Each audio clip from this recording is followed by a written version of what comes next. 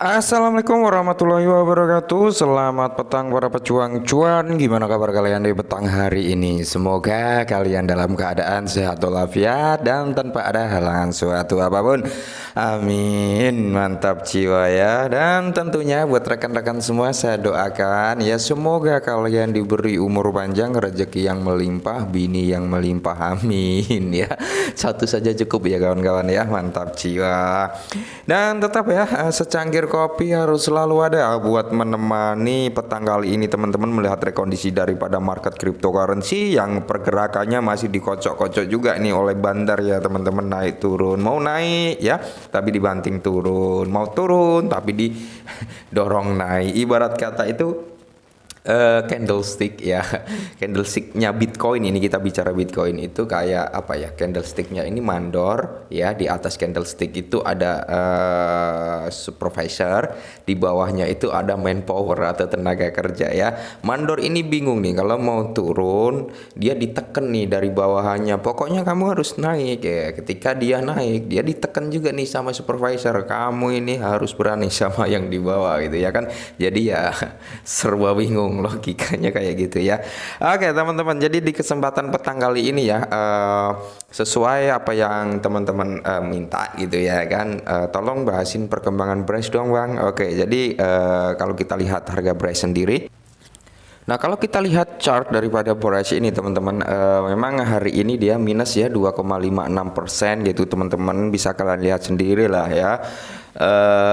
Kalau harga Brace kemungkinan besar ini ditahan juga oleh si developernya ya, Gerd Cannem gitu teman-teman, karena mekanisme buybacknya masih terus berjalan gitu ya kan, dimana kalau kita lihat untuk beberapa hari terakhir ini dia cenderung sideways kan di kepala 5 ya, 51 gitu teman-teman, dan mungkin paling mentok turun itu di area 46 sampai 48 itu paling mentok ya, 47 48 lah itu mentok penurunannya. Biasanya di range itu mantul lagi ke atas gitu teman-teman, entah itu ada buyback yang dilakukan oleh tim atau memang kepercayaan para investor terhadap Brace gitu ya kan. Nah kalau menurut saya pribadi ya, untuk si Brace ini teman-teman perlu kalian waspada juga atau hati-hati ya, karena penyerangan food itu sangat keras sekali terhadap Brace gitu teman-teman ya.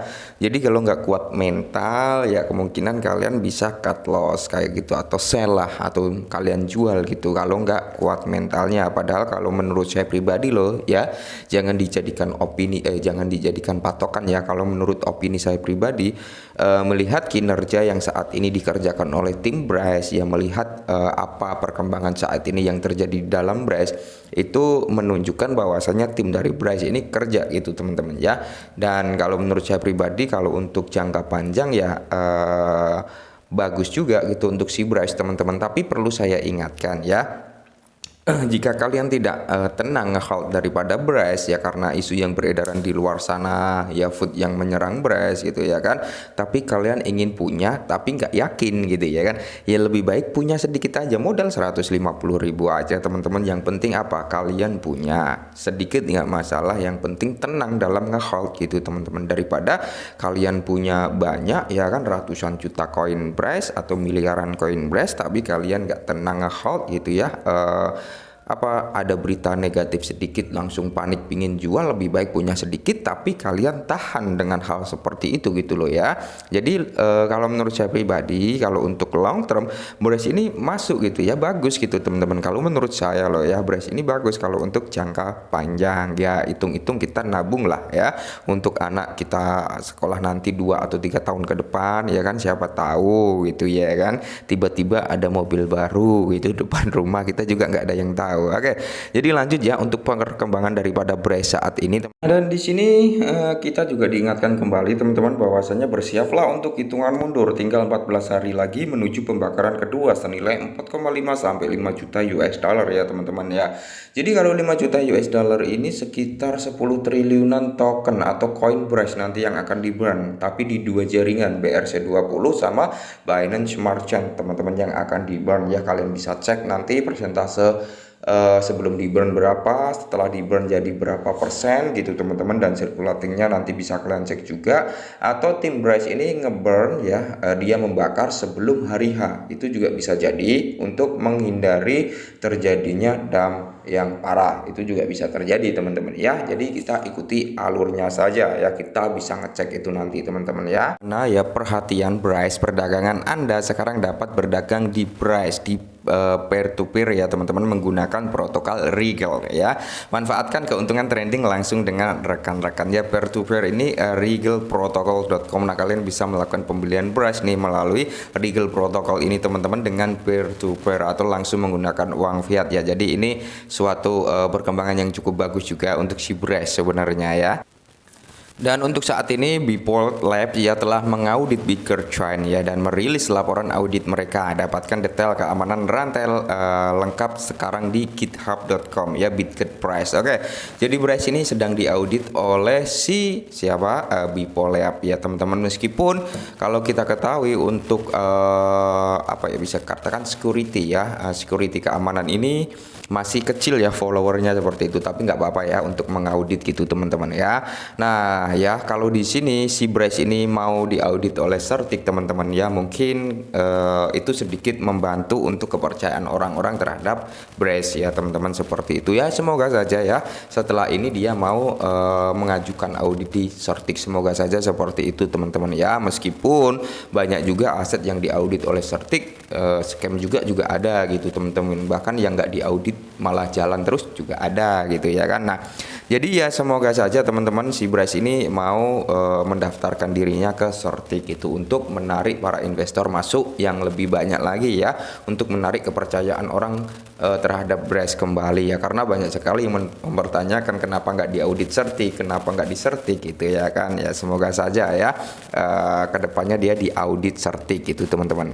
Nah, yang tak kalah menarik teman-teman, kemitraan ya. Kami merasa terhormat dipercaya oleh 150 lebih mitra atas kerja keras kami gitu. Misi kami adalah memberikan yang terbaik untuk komunitas kami. Bitgert selalu mendorong batasan sekarang ekosistem blockchain yang tumbuh paling cepat ya.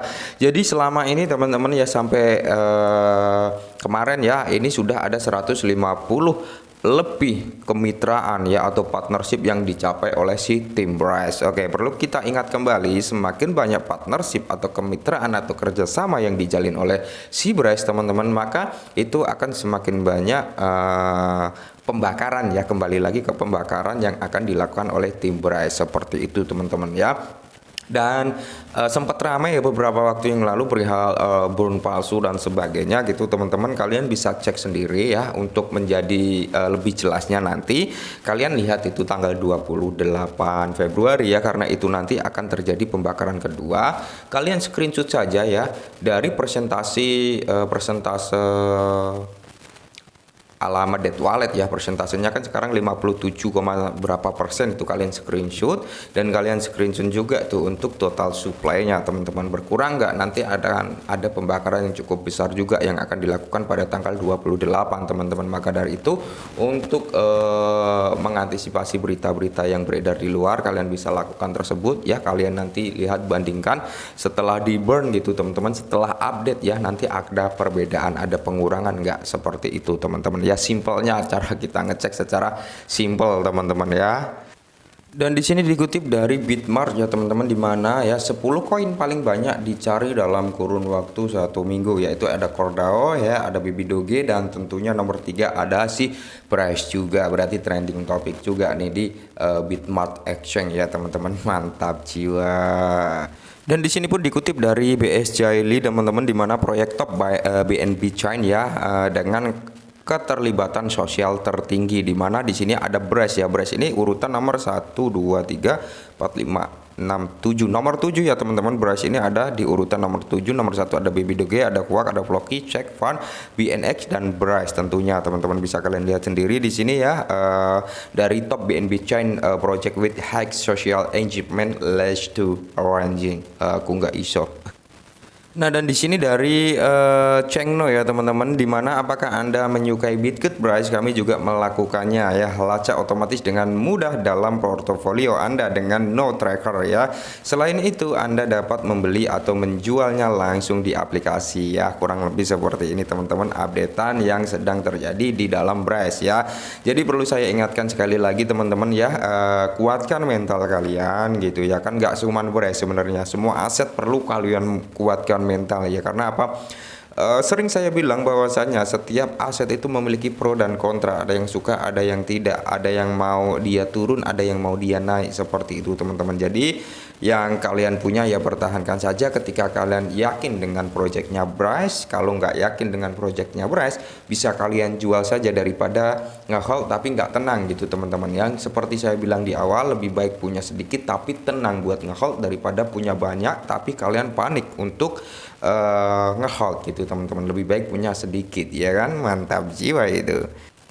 Nah, di sini ada dari Breeze News dan Update ya teman-teman, di mana Hybris. Nah, Hybris ini kalau nggak salah ya teman-teman, was up for Hybris launch in Dubai. Dia akan di launching di Dubai ya teman-teman untuk Hybris ini. Nah, Hybris ini yang kalau nggak salah ya informasinya itu, ini adalah suatu perusahaan yang didanai oleh Bitget Price teman-teman ya, seperti itu. Wow, mantap jiwa ya kan. Jadi menurut kalian gimana, apakah Bryce ini bisa dikatakan apa ya? Kalian percaya dengan food yang beredar atau kalian tetap bertahan? Ya itu tentukan diri kalian masing-masing. Karena apa, saya sering bilang terhadap teman-teman semua, jangan terlalu fanatik dengan satu aset. Kenapa? Kalau kalian terlalu fanatik terhadap satu aset, ya salah satunya nanti akan terjadi hal yang seperti ini. Ketika kalian menerima informasi yang beredar di luar, langsung ditanggapin dengan emosi tanpa dicerna dulu kata-katanya, tanpa dicari dulu kebenarannya gitu ya. Jadi kalau kita nggak terlalu fanatik seperti itu teman-teman ya, ketika Bryce ini atau aset lain terkena food, kita terima tuh kata-kata dari seorang yang menyampaikan, kita analisa sendiri gitu, bener nggak apa yang dikatakan, bener nggak ini begitu, bener nggak ya. Nah kalau menurut kalian oh nggak begini, berarti kan apa, intinya ingin harganya turun. Tapi kalau benar ya bukan berarti bukan food tapi memberikan informatif, seperti itu teman-teman ya. Nah oke, mungkin ini dulu perihal Bryce ya, semoga sedikit membantu. Salam cuan.